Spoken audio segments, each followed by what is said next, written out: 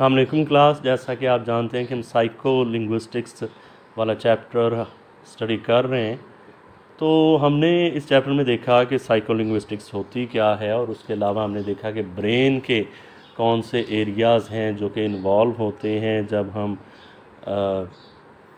Language बोलते हैं या समझते हैं या सुनते हैं। तो वो 4 एरियाज़ थे जो कि हमने डायग्राम की मदद से सीखे थे, पढ़े थे। तो उनमें उसके बाद हमने जाना कि अगर उनमें कोई डिसऑर्डर हो जाए तो उससे यानी कि वो जो आम तौर पे जो हो सकता है वो मतलब the tip of the tongue phenomena होता है, फिर स्लिप ऑफ द टंग है, स्लिप ऑफ द ब्रेन है, स्लिप ऑफ द ईयर है। तो उसके बाद हमने अफेजिया पढ़ा। अफेजिया पढ़ेंगे आप इसे। तो अफेजिया क्या है कि स्पीचिंग डिसऑर्डर है। अब आगे इसकी कई किस्में जो हमने पढ़ी, ब्रोकाज अफेजिया, वर्निकीज अफेजिया, उसके बाद हमने कंडक्शन अफेजिया पढ़ा, और आज हम पेज नंबर 49 से स्टार्ट कर रहे हैं। और इसमें हम ये जानेंगे कि देखें पीछे हमने पढ़ा इन टॉपिक्स में जो साइको लिंग्विस्टिक्स के हैं कि हम लैंग्वेज को जब फर्स्ट टाइम लर्न करते हैं, अपनी नेटिव लैंग्वेज को, या जिसे मदर लैंग्वेज भी कहते हैं, तो वो क्या प्रोसेस है जो कि इन्वॉल्व होता है कि हम कैसे वो सीखते हैं पहली दफ़ा लैंग्वेज के। ब्रेन में कैपेसिटी है लैंग्वेज लर्निंग की, लैंग्वेज एक्वायरिंग की, और आर्टिकुलेटर्स हैं हमारे पास जिनको ब्रेन ऑर्डर करता है, जिसकी वजह से हम पहली दफ़ा लैंग्वेज सीखते हैं और फिर फ्लुएंटली अपनी मदर लैंग्वेज को बोलते हैं। तो जो फर्स्ट लैंग्वेज भी से कहते हैं, नेटिव लैंग्वेज भी कहते हैं और मदर लैंग्वेज भी कहते हैं, इसको हम पढ़ेंगे। तो language acquisition, by the study of language acquisition is meant the process whereby children achieve a fluent control, यानी रवानी से, of their native language. Few people in the 1950s asked about the processes by which language was acquired.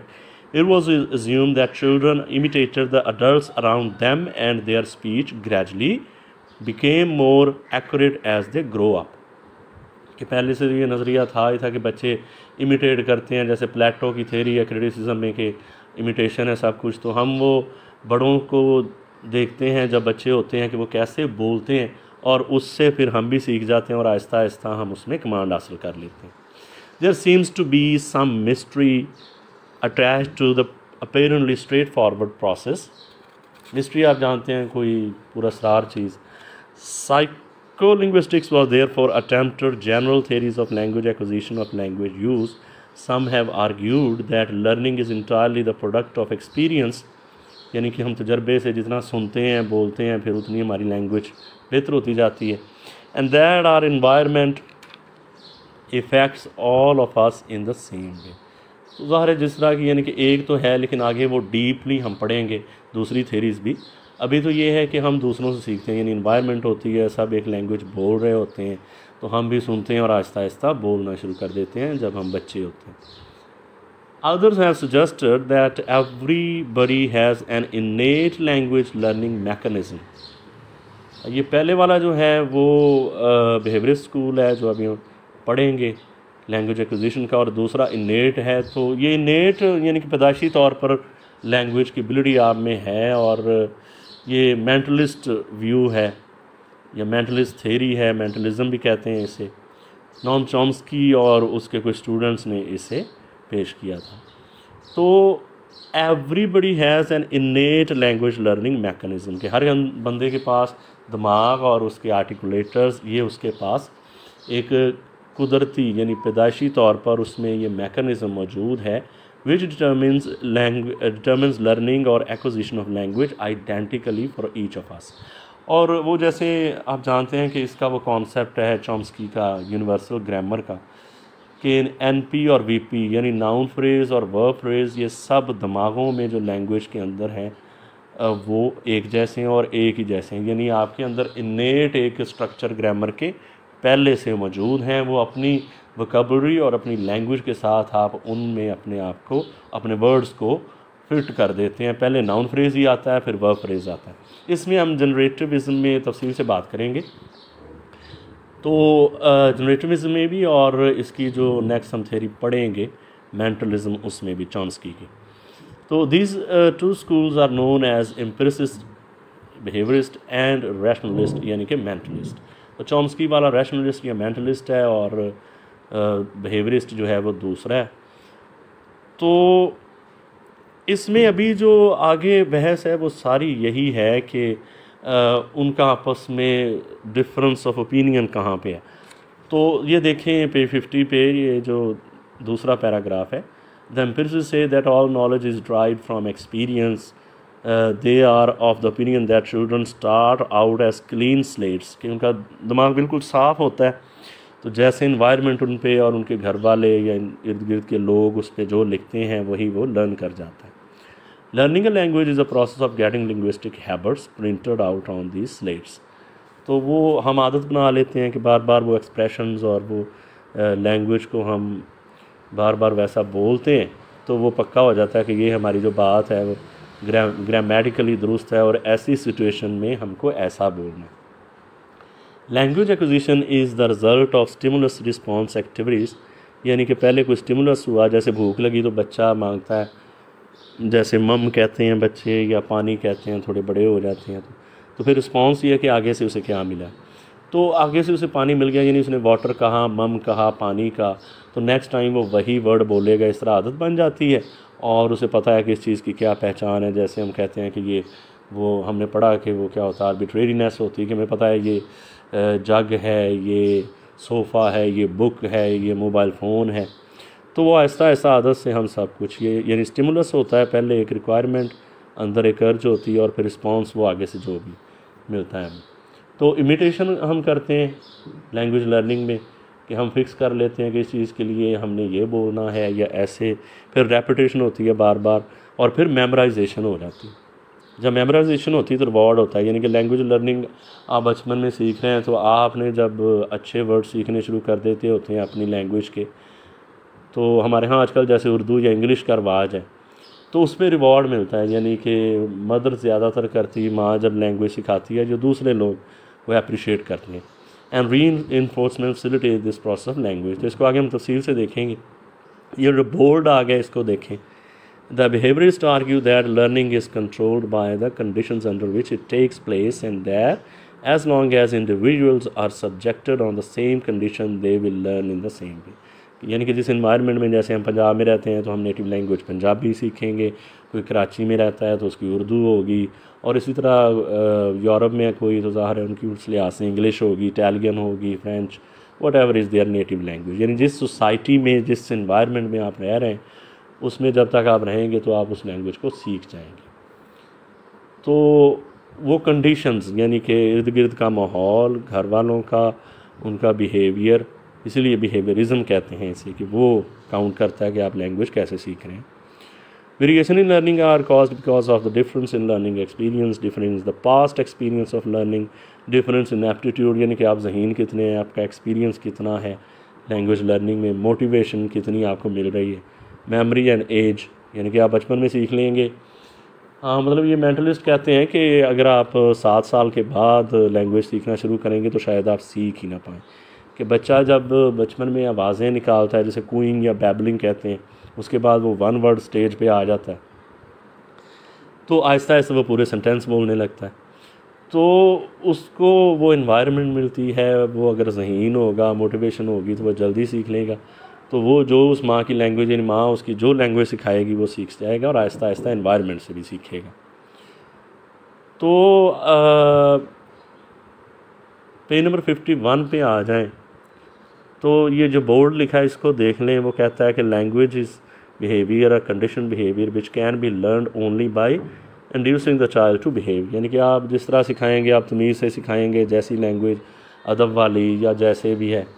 यानी आप देख सकते हैं कि जो बच्चे आप हमारे घरों में होंगे और आप अगर किसी मज़दूर जो कोई ईंटों के भट्टे पे काम करता है या कहीं मज़दूरी करता है किसी बिल्डिंग में, तो उनके और आपके बच्चों में जो लैंग्वेज का डिफरेंस होगा वो आप जान सकते हैं। तो ये वही डिफरेंस है। वो कह रहे हैं कि जैसी इन्वायरमेंट होगी, तो जैसे आप बच्चा गाली दे तो हम उससे सरजनिश करते हैं, उससे रोकते हैं, और अच्छा कोई बात कहे तो हम अप्रिशिएट करते हैं। तो वो सारी ये बात घूम फिर के वो यही करते हैं कि कि उसको बिहेवियर क्या मिला। आप बच्चे से जैसे बिहेव करेंगे जिस लैंग्वेज में, वो वही सीख जाएगा और वैसे ही वो इमिटेट करेगा, और फिर रिपीट करने पर आप शाबाश देंगे। अब जो लास्ट इस पे पैराग्राफ है 51 में, इसमें देखें आप कि वो रैशनलिस्ट सभी उसकी कॉन्ट्रोडिक्शन कर देते हैं, ये चॉम्स्की लोग। वो क्या कहते हैं कि children learn a language not because they are subjected to a similar conditioning process, कि वो ये नहीं कि उसे कंडीशन एक मिली है तो उस प्रोसेस में उसने लैंग्वेज सीख ली, बट बिकॉज दे पोजेस मलकियत होना, पोजेस एन इनबॉर्न कैपेसिटी, कि उनके अंदर कुदरती तौर पर, जिसे इन्नेट भी हमने पढ़ा कि उनके अंदर कुदरती तौर पर यह सलाहियत होती है लैंग्वेज लर्निंग की, that permits them to acquire a language as a normal maturational process. यानी कि जैसे जैसे मैच्योर होता जाएगा, बड़ा होता जाएगा, यानी ये कहते हैं कि 7-8 साल की उम्र तक बच्चा ठीक ठाक अपनी मदर लैंग्वेज में बात करना शुरू कर देता है। तो ये सारा दिमाग पे और आर्टिकुलेटर्स पे जोर देते हैं कि वो कुदरती एक सलाहियत है जिसकी वजह से हम बोलना शुरू कर जाते हैं। तो अगर वो दिमाग में मसला हो तो वो हम नहीं बोल पाएंगे, या आर्टिकुलेटर्स में मसला हो कोई, जैसे लोग गूंगे होते हैं या दूसरे डिसऑर्डर होते हैं, तो वो कहते हैं, जैसे हमने बात की, वो ग्रामर यूनिवर्सल है, UG भी उसे कहते हैं, और यूनिवर्सल ग्रामर पूरा नाम। The child has an इनेट language acquiring device, यानी कि उसके अंदर एक डिवाइस है जिसे कुदरती तौर पर वो मौजूद है, जैसे वो पैदा हुआ वो डेवलप हुई, और जैसे जैसे वक्त गुजरता है तो वो लैंग्वेज को मैच्योर कर लेता है। लेकिन जो स्ट्रक्चर्स और ग्रामर हैं वो पहले से मौजूद है, जिस इन्वायरमेंट में पैदा हुआ उस लिहाज से उसने वोकैबुलरी और सेंटेंसेस सीख लिए।